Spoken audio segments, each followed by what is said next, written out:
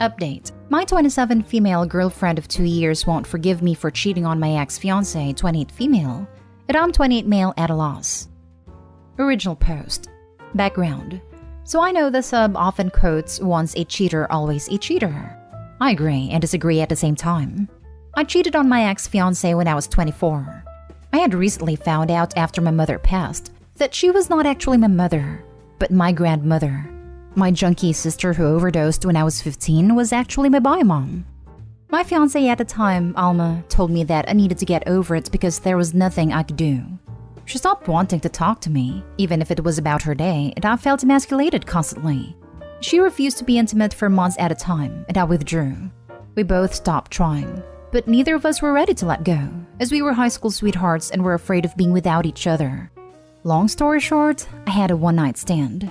In the moment, it felt nice that someone was interested in my day, in me, and found me attractive. And then it felt like someone dropped a boulder on me. I told Alma immediately the day after, and we split up. I am by no means proud of myself for cheating. I felt sick to my stomach looking at myself and took a year to reevaluate my life. I moved apartments, hit the gym, ate better, tried Buddhism, and now I feel better. Alma and I even got together after the year to talk things out. She apologized for pulling away and I apologized for cheating. We forgive each other. We'll never be great friends again, but I feel better knowing that we won't cringe when we see the other person. I met my now girlfriend, Sasha, at a mutual friend's party. I got her number and we really hit it off. When we broached a conversation about past relationships, I told her what happened between me and Alma. I told her that if she had any questions or if this made her feel uncomfortable, then to let me know. She seemed fairly understanding, though she had never cheated or been cheated on, and we continued to have a wonderful relationship. We moved in together in November. Now, about the end of February, she started to become increasingly curious about the cheating. She asked me if the one-night stand that I ever talked after, if she knew I had a fiancé, if Alma wanted to try and work things out, or if I ever tried to get with other women in relationships, etc.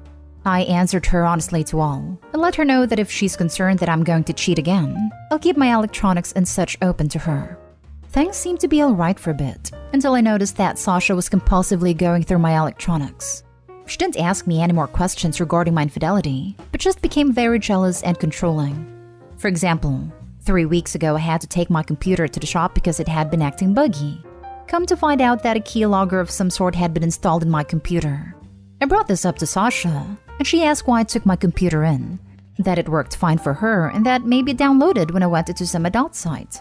Another example would be Alma messaging me on Facebook last week, wondering why I sent her and another girl from high school text messages. I had no idea what she was talking about, and she sent me screen caps from a cell phone number that's obviously mine. The texts weren't inappropriate but obviously out of place. They just tried to strike up a conversation but were obviously not done in my tone. Again, I asked Sasha, and she seemed genuinely clueless and baffled. I checked my online account, and it confirmed that the messages were sent from my phone. Yesterday, Sasha and I went out to celebrate her friend Danielle's promotion. When Sasha went to the bathroom, Danielle brought up cheating. She told me about his ex that cheated on her all the time and cheated in all of his relationships. Once a cheater, you know. I told her that for some people that's true, but I think once a cheater should be reflective of the relationship that someone cheated in. I always know Alma will see me as a cheater. I can't take that away, but I never want to cheat again. I never want to step into a relationship and be treated like a cheater. I explained this to Danielle without referencing my past infidelity. She laughed and told me I deluded myself, and that Sasha better keep her eye on me. Sasha came back and I excused myself and told Sasha I felt sick and wanted to go home. She wanted to stay and I said I could just Uber. So I Ubered home and watched some Netflix. Sasha came home a little tipsy and began to slyly ask if I came home immediately, or if I detoured. I asked her why she was being so distrustful, as I felt I kept communications open to her and have not given her a reason to not believe me. She went silent, then excused herself to go to bed. When I joined her, she was on her laptop and slammed it shut when I entered the room. Today, I'm fuming. I've done everything I feel I can to help alleviate any worries of cheating. I've done my best to be a better person than who I once was. I'm at a loss and don't know if this is a normal reaction when you date someone who once cheated. Is this worth salvaging with Sasha, or should I just cut and run? Now for the top advice before reading the update. Come to find out that a keylogger of some sort had been installed in my computer. That alone would be a deal breaker for me. By the way, when you run, be prepared for her to tell everybody you cheated. She sounds immature enough to do that. I guess I foolishly hoped that she was right. That somehow I had inadvertently downloaded it. The guy at the computer shop just kinda hung his head if I asked him if it was a possibility. Writing this all out with each instance really opens my eyes. Run from crazy. You cannot fix this. She has crossed so many lines.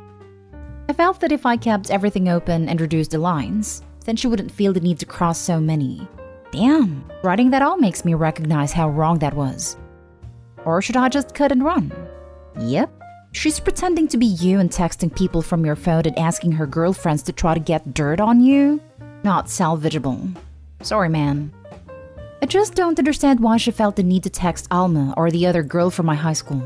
I don't understand if that's insecurity or crazy. But I guess I need to create a quiet exit plan. Any tips? I don't understand if that's insecurity or crazy. It's both. Woohoo! The 2-for-1 combo. Either way, you don't want to stick around for it. As for the exit plan, what's the deal with your living situation? Own or rent? Who is on the lease? Can you kick her out and or move out easily yourself? I own my apartment. We split the pay per month. I think at this point she's considered a month-to-month tenant, so she would be given 30 days written notice. My only concern is that I feel really uncomfortable leaving anything in my apartment with her while she would move out. Maybe I'm being irrational, but I feel that if she's been this obsessive, I wouldn't put it past her to damage my things or do further damage. And now for the update. So I'm just going to sum things up because there's a lot of details, and it's great for long stories with friends. Maybe not here. Sasha told me she was going to visit her mother because there was a health emergency last week. I took her to the airport and immediately moved all essentials out of my place to a storage locker not far from it. I had my computer and phone scrubbed off key loggers and trackers. There were several in each. A good friend of mine offered me a spare room until a month is up as I had to leave a 30-day written notice for Sasha in the apartment. I decided it would be best to wait until she got home to let her know we broke up, to not distract her from her family. But the day before Sasha was supposed to fly back, I received an eerie Facebook message from Alma. Apparently for the past couple days, her home had been messed with. Someone left gates open, tore through screen doors, broke a couple pots in yard, and she felt like she was being watched. She asked if there was any chance that I or Sasha was behind all of this. It pained me to say it, but part of me thought Sasha or Danielle might be, as I had no idea where Alma currently lived. I informed her about the key logger, the trackers, and other issues. Alma asked what kind of car I drove, as she had noticed the same car driving by several times, and was now parked at the end of her block. It was not Sasha's vehicle or mine, so I assumed Danielle might be stalking Alma on Sasha's behalf while she was gone. Alma asked if I would come deal with us as she was very upset to be involved involuntarily in this issue, and to at least provide company so she wouldn't be home alone. She gave me her address and off I went. Come to find out, Sasha never boarded the plane. She bought a ticket and turned around as soon as I did. She rented a car and went to stalk Alma, probably in hopes to catch me going back to Alma, which in her eyes happened as soon as I showed up to Alma's place. I arrived and Sasha came bulldozing out of her rented car towards me. She kept screaming at me for cheating on her, that she knew I'd run back to that S-word, that the second she was gone, I couldn't keep my prig in my pants. Alma came out of her house at the sound of the screams and Sasha tried to sprint at her. Thankfully, Alma was able to get back into her home and lock the door in time, while Sasha began to hurl things around her yard. The police arrived and took everyone aside for statements. Alma showed pictures of prior damage, photos of the car parked at the end of the block, Facebook messages between me and her, and I did the same. Surprisingly, it seemed that Sasha didn't deny any of it. She even admitted to stalking Alma's Facebook enough to determine where she lived based on photos. The worst moment was when they put Sasha in the police car. She looked me dead in the eyes and told me that what she did it for me and our love together. We will be together, she swears. The police officer apologized and said I should start looking into a restraining order race-up. So that's what I've been doing this week. I think I want to be single for some time now. That is so unsettling. I'm glad you and Alma are safe. You should talk to her about also looking into getting a restraining order for herself against Sasha. I'm not sure what Alma's plans are right now, but we're both refraining from further contact from each other. She's removed herself from Facebook, and that's all I know. Can you ask the officers you spoke to if they could bring it up with her? This is so out of nowhere for her that I wouldn't be surprised if needing to take that action. Has it occurred to her? and she is absolutely still in danger from Sasha. I for sure will. I'd like to think Alma would take action, but you're right given how quickly this all came to a head. Sounds like she needs some serious help. I think you and Alma both need to look into home security systems. Way ahead of you. I've never been so scared of someone much tinier than me, but I feel awful that she followed Alma. Dude, wow. Tell Alma to get some security cameras. If she's this cuckoo, this won't be the last you hear from her. Now for the last story. Found ovulation tests, but we don't plan on having kids and have protected intimacy. Is she cheating? Plus update. Original post. So a week ago I opened our closet and noticed that the box where we keep our bedroom toys looked different. I looked inside and noticed there were 3 things missing. Asked my girlfriend about it. She said she didn't know anything about it. Somewhat later she then said she took them out and put them somewhere else. When I asked her where, she said she forgot where and she would search for them. When I asked her again yesterday, she got angry and said she had no time for looking and was dodging questions. Today I searched for myself. Didn't find them, but I found some ovulation tests. We don't plan to have kids. Is there any other reason that she's using these tests? Like medical reasons? She has a history of HPV. Or is she cheating? She's not at home right now and I'm getting crazy, so I'm asking here before I look like an idiot when I'm asking her tonight. Edit. I should have mentioned that we haven't been intimate for about a month now, but I found these tests in her backpack she uses when she's sleeping at friends. When I tried to talk to her calmly about the toys, she got really angry fast and left the room. And about asking the friends, half the time I don't even know at which friend's house she is. When I ask her, she says stuff like some girls I met at soccer practices or at a party. Last Sunday when I asked her where she's going, she misspoke the name of a friend that I know. She then told me that she always called her that name. I never heard her call her friend that, so that's weird too. Now for the top advice before reading the update. She might just be tracking her cycle. I do that and I'm not planning a pregnancy. Quite the opposite. Knowing when I'm ovulating helps me avoid a window of fertility. And in general, I just want to get acquainted with my cycle.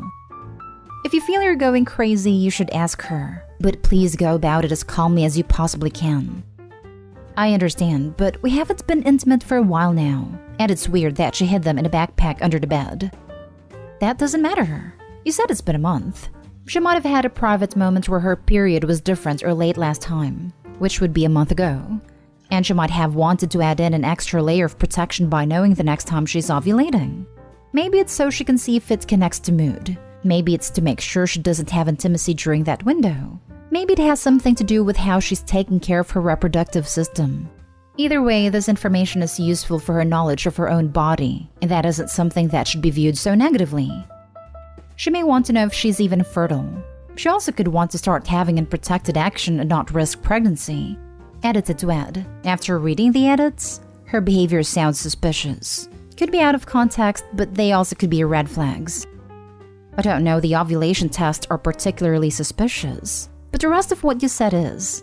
Bedroom toys went missing and she's the only other person with access to them, yet can't explain where they went, and she gets angry when you bring it up. She stays over at other people's houses you don't know and they are just some friends she met. Maybe that's a cultural thing, but kind of weird where I'm from. I'm a believer in trusting your gut. If her behavior suddenly change, you think she acts suspicious, and you suddenly stop having as much intimacy as normal, those are pretty classic signs of cheating. Also, he added in a comment that spending the night with friends just started a month ago, at the same time that the intimacy stopped. And now for the update. Hours ago, my now ex-girlfriend came home, and after reading the comments on my post, I felt like a paranoid idiot, so I decided to drop it. She acted really weird when she came home, and I noticed that she had something in her hand when she came out of the toilet and went to our bedroom. Immediately, my inner alarm went off, and as soon as she left the bedroom, I was looking for what she's hiding. I found a used ovulation test, and another package with one pill that was missing under her pants under a pillow. I took a picture, and after searching the name from the package on Google, it's an emergency contraceptive called Ella-1. I was freaking shocked and disgusted when I read that, and I still am. So I immediately went to her and asked about the toys again, and why there are these ovulation tests under her bed. Before she could lie to me, I just told her that I know that she just took that pill. She started freaking laughing. So I told her that this is absolutely not fun in any way. She told me to leave her alone, but I was so mad that I just asked her the same freaking questions until she started crying. She accused me of hacking her phone, that I was spying on her, that I'm the bad one, until she finally told me the truth. About a month ago, she messaged one of her coaches on Instagram because of some sport lotion and where to get it and all. They exchanged numbers, kept chatting, and started to meet. So the sleepovers were indeed them hooking up. When I asked about the toys, she just said that I would know where they are, and she had a test because they did it without protection. She now wants me to leave the apartment and told me that she already had legal advice weeks ago and that I have 1 month to leave because I'm just a subtenant. Knowing that she already planned this makes me so incredibly sick. She's gone now, and I feel like I'm dead. I'm not sad or angry. I just feel nothing right now. 5 years wasted for nothing. How can someone be this freaking cold? I just don't understand. We moved about 2 years ago to a different city because she wanted to study here. I don't have friends here where I can live until I find something. I don't have a family and 1 month to find a home in one of the busiest cities in Germany. I never thought that I'd get cheated on. I'm not perfect, but I don't think that I deserve this. She's a different person to me, and it makes me crazy. I'm writing this and hoping it helps me see clearer. It feels like a dream. And for all the people who read this have similar suspicions, don't ask the sub for advice. The comments made me almost drop this matter. Trust your gut and don't rely on people who don't know the full picture or are biased. Because in hindsight, there were so many red flags, but I was just too dumb to see it. I don't care if I misspelled something. I just want to give an update and maybe clear my head a little. I'm going for a walk now and hope that tomorrow will look different.